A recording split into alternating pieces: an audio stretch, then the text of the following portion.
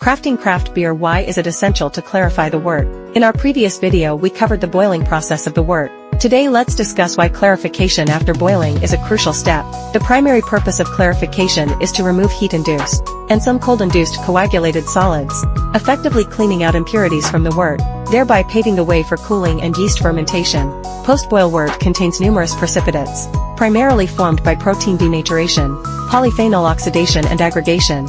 These fall into two categories based on their precipitation temperature: thermally coagulated solids and cold-induced solids.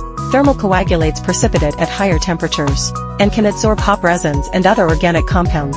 If not removed, these complexes can adversely affect yeast fermentation and sedimentation, ultimately impacting the beer's color, foam stability and mouthfeel. Most modern breweries employ centrifuge clarifiers to separate these components effectively. Cold-induced precipitates form during wort cooling, creating cloudy sediments that can be dissolved again with heating, composed mainly of beta-glucans and albumins. These can be separated through natural sedimentation or flotation methods used by breweries. In simple terms, the cleaner the wort clarification, the more consistent and higher quality the resulting craft beer will be. That concludes this episode. Follow Tea on Tai to get a step-by-step understanding of the complete craft brewing process.